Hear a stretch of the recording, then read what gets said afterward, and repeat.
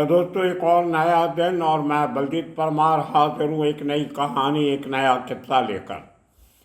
आज का दिन अरुण गवली की आखिरी जो पार्ट था, 3 पार्ट की सीरीज का, उसको आज एक दिन रोक के रखेंगे, कल सुनाएंगे। लेकिन बड़ी खबर जो पूना से आ रही है, जहाँ एक नाबालिग ने अपनी महंगी गाड़ी के नीचे देकर 2 नौजवानों को मार दिया। एक लड़का एक लड़की जो बहुत बढ़िया पढ़ाई कर रहे थे, टैक्सी से, उनका रोड एक्सीडेंट में उनकी मौत हो जाती है और इस लड़के को 24 घंटे के अंदर अंदर छोड़ भी दिया जाता है। बहुत हो हल्ला हुआ दुनिया भर में कि कैसे छोड़ दिया गया, लेकिन कानून है, क्या कर सकते हैं। 18 साल के नीचे की उम्र भले 4 दिन कम हो, लेकिन नाबालिग गिना जाता है।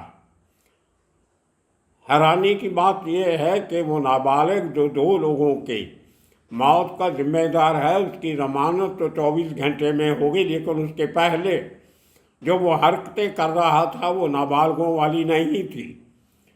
उसने 2 अलग-अलग रेस्टोरेंट में जाके दारू पी और अब पुलिस ने वो दारू पिलाने वालों को पकड़ लिया और एक होटल के मालिक को पकड़ लिया और उसके बाप को पकड़ दिया, पिता को, विशाल अग्रवाल को, जिसने इतनी महंगी गाड़ी अपने बेटे को तब दे दी जब वो लाइसेंस बनाने का हकदार भी नहीं था और गाड़ी भी अभी रजिस्ट्रेशन नहीं हुई थी। पता चला कि ये 2.5 करोड़ के करीब का पोर्शे मॉडल जर्मनी से मंगवाया गया। बेंगलोर के एक डीलर ने, इलेक्ट्रिक व्हीकल है, बिजली से चलने वाली गाड़ी है, और बेंगलोर से इस गाड़ी को भेजा गया टेम्परेरी नंबर लगा के, जो ट्रांसफ़र नंबर होता है लगा के उसको भेजा गया पूना और अग्रवाल परिवार के हवाले कर दी गई।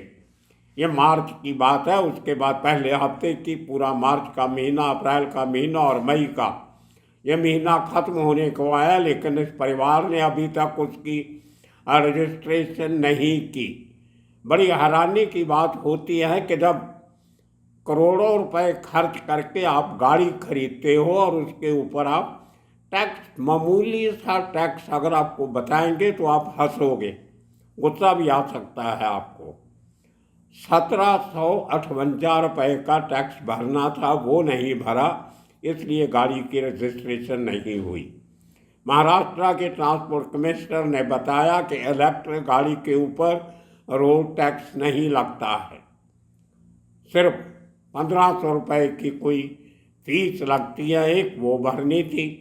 200 रुपया कोई और किसी चीज़ का भरना था और 58 रुपये कोई रजिस्ट्रेशन के जब कुछ भरने थे, तो टोटल मिला के 1758 रुपये, 1758 रुपीज़ वो भरने थे। करोड़पति बाप बेटे ने ये 1758 रुपये नहीं भरे, आरटीओ के ऑफिस में नहीं गए और गाड़ी का नंबर नहीं लिया। क्या हैरानी की बात होती।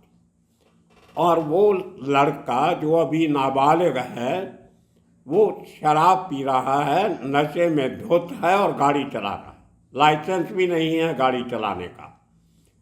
अब इतनी बड़ी गैर जिम्मेदाराना हरकत वो लड़का कर सकता है, 2 लोगों की जान ले सकता है, लेकिन उसकी अरेस्ट नहीं हो सकती क्योंकि वो जुवेनाइल है। तो उस बच्चा कोर्ट ने उसको इमीडिएट जमानत पे छोड़ दिया।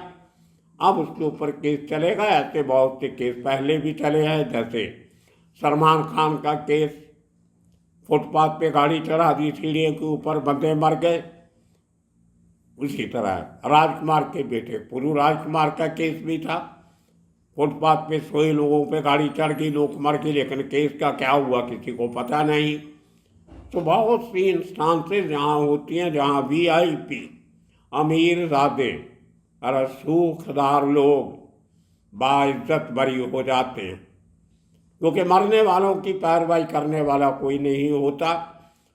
लाखों रुपए 1 घंटे की फीस लेने वाले वकील खड़े कर दिए जाते हैं और मरने वालों के परिवार की साल की आमदन भी 1 लाख रुपया महीना नहीं होती। तो दोस्तों ये बहुत सीरियस मुद्दा है। आज मुंबई के पूना के पुलिस कमिश्नर अमितेश कुमार ने कहा है कि वो अदालत से इस बात की दरखास्त लगाएंगे कि इस लड़के की इतनी उम्र का जो है जो उसको रियायत मिली है उसको खारिज किया जाए और इसके ऊपर एज एन अडल्ट केस चलाया जाए, क्योंकि वो काम सब के सब अडल्ट लोगों वाले कर रहा। दारू पीना, बिना लाइसेंस के गाड़ी चलाना, अगर ये सब काम कर सकता है तो उसके ऊपर मुकदमा भी एज एन एडल्ट चल सकता। तो ये उनका कहना है और उन्होंने इन बातों को खारिज करते हुए कहा कि हम उस बच्चे के साथ कोई एक्शन नहीं ले सकते थे क्योंकि वो कोर्ट का ऑर्डर था, लेकिन उसके पीछे के जो लोग हैं उनके ऊपर तो हम एक्शन ले सकते हैं। उसमें 3 लोग पकड़े गए, 2 होटलों के मालिक और एक मैनेजर, जिन्होंने दारू पिलाई थी, और इसके पिता को अरेस्ट कर लिया गया है जिसका नाम है विशाल अग्रवाल। अब उनके ऊपर केस चल रहा है। और दोस्तों ये परिवार का एक पुराना इतिहास भी जो शायद बहुत कम लोगों को मालूम। बात है सन 2009 की, आज से तकरीबन 15 साल पहले की। इसी शख्स का, लड़के का दादा, मतलब विशाल अग्रवाल का बाप सुरेंद्र कुमार अग्रवाल, वो भी बिल्डर था, तभी इतना बड़ा बिल्डर नहीं था। उसकी दूसरे किसी बिल्डर के साथ दुश्मनी चल रही थी, किसी प्लॉट को लेकर या किसी प्रोजेक्ट को लेकर। और वो 2009 का समय था जब छोटा राजन की तूती बोलती थी पूरे मुंबई महाराष्ट्र में। बहुत से लोग उसके साथ जुड़े हुए थे और वो विदेश में बैठा अपना साम्राज्य चला रहा था। तो पूना में जो छोटा राजन का काम देखता था आदमी, उसके साथ इस लड़के के दादा सुरेंद्र कुमार अग्रवाल ने राब्ता कायम किया। उसके थ्रू इसकी मुलाकात होती है फरीद तनाशा, जो छोटा राजन का खास उल खास था। बाद में उसका मर्डर भी शायद 2010 में हो जाता है। उसके घर में बैठे लोग आते हैं, मार के चले जाते हैं। वही फरीद तनाशा जो दाऊद को मारने कराची भी गया था, इंडियन एजेंसीज के साथ मिलके बहुत सारा काम उसने किया। उसका कहना था एक ज़माने में छोटा राजन का सेकंड इन कमांड माना जाता था, लेकिन उसके बाद में विक्की मल्होत्रा ने कमान संभाल ली इसके मर्डर के बाद। तो खैर इस सुरेंद्र कुमार अग्रवाल की मुलाकात होती है फरीद तनाशा के साथ और फैसला किया जाता है कि बिल्डर का जो सबसे बड़ा सपोर्टर है, एक पॉलिटिशियन है, वो शिवसेना से जुड़ा हुआ है जिसका नाम है अजय भोसले। अजय भोसले के ऊपर हमला करने की प्लानिंग की जाती है। सुरेंद्र कुमार से सुपारी लेकर फरीद तनाशा अपने शूटर पूना भेजता और उस शिवसेना लीडर अजय भोसले के ऊपर बंद गार्डन एरिया में अटैक करवाया जाता है। फॉर्चुनेटली फॉर भोसले गोली उसको नहीं लगती, उसके ड्राइवर शकील को लग जाती है। शकील शेख या शकील अहमद कुछ नाम था, उसको गोली लग जाती है और एक केस रजिस्टर्ड हो जाता। उसमें शायद टाड़ा भी लगा हुआ है उस केस में, बहुत से लोग इन्वॉल्व हैं। वो केस चलता था। उसके बाद जब 2015 में छोटा राजन पकड़ा जाता है तो जितने केसेस महाराष्ट्र में उसके खिलाफ चल रहे थे वो सब के सब ट्रांसफ़र करके पूना की CBI, पूना और बाकी शहरों से ट्रांसफ़र करके मुंबई की स्पेशल CBI कोर्ट मुंबई में ट्रांसफ़र कर दिए जाते। अब उसके बाद नए सिरे से CBI ने उन केसेस की पैरवाई CBI कोर्ट में की। आपको बता चुका हूँ पहले, एक मेरा भी केस था उसी कोर्ट में और भी बहुत सारे थे। वो केस मुंबई में चल रहा है कोर्ट में और 2023 में उसकी आखिरी तारीख थी।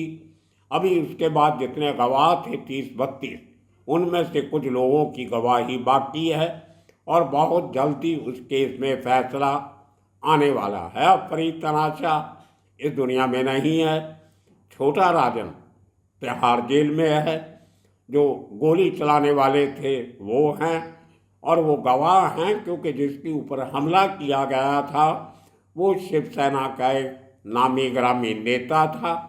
उसके अपनी फैन फॉलोइंग है, पार्टी उसके पीछे है। तो उसके जो लोग गवाह थे वो तो, और वो ड्राइवर जिसको गोली लगी थी उसके रिश्तेदार यार दोस्त भी पैरवाई करेंगे।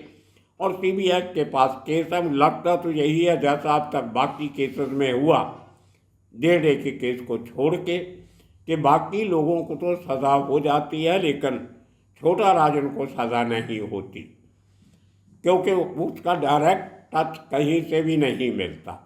अब जो 3 लोग जो पकड़े हुए हैं शूटर जिन्होंने गोली चलाई, वो तो कहेंगे हमें फरीद तनाशा ने बोला था।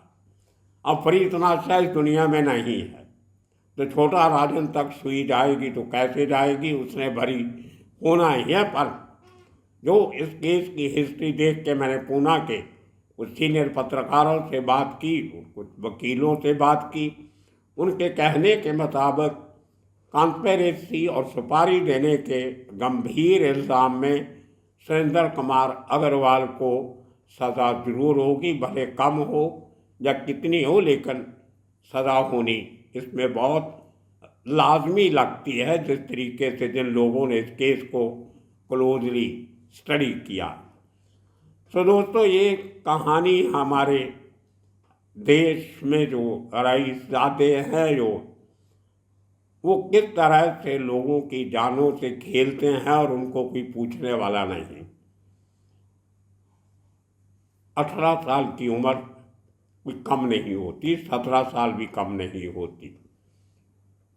18 साल में तो आपको वोट डालने का अधिकार मिल जाता है। अगर आपसे 2-4 महीने उम्र कम भी है तो भी आप बच्चे नहीं गिने जाते।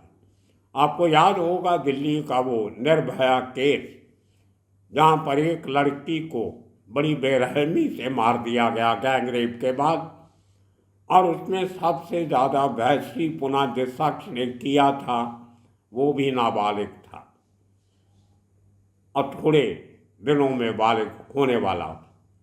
अब तो हो भी गया होगा, लेकिन बाकी सब लोग, किसी ने खुदकशी कर ली, किसी को उम्र कैद हो गई, लेकिन वो सबसे दरिंदगी ज़्यादा जिसने की थी वो बच्चा होने का फ़ायदा उठा के आज भी कहीं रह रहा होगा। ये कोई अकेला केस नहीं है।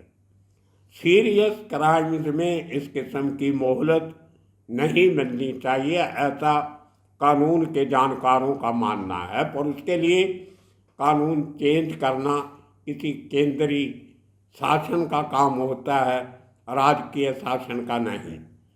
तो केंद्र सरकार को कुछ ऐसे प्रावधान करने चाहिए कि एक्स्ट्रा ऑर्डिनरी, डेंजरस या सीरियस ऑफेंसेस में जो उम्र है उसकी लिमिट घटाकर 16 साल या 17 साल की जानी चाहिए, जब बच्चे को सब पता होता है।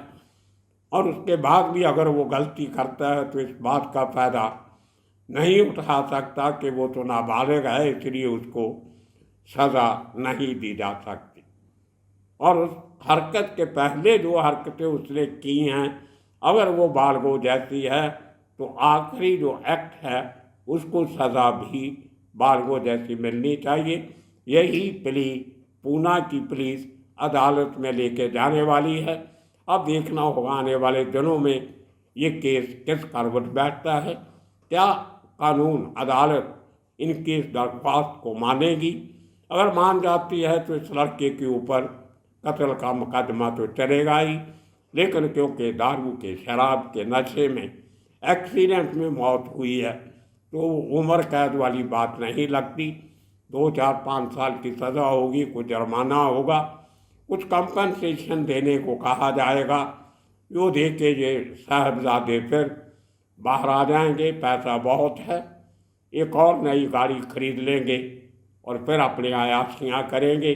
फिर इनको दारू पिलाने के चक्कर में किसी मैनेजर को, किसी बारटेंडर को भी अरेस्ट नहीं किया जाएगा, ना ही इनकी किसी हरकत के लिए इनके पिता को अरेस्ट किया जाएगा।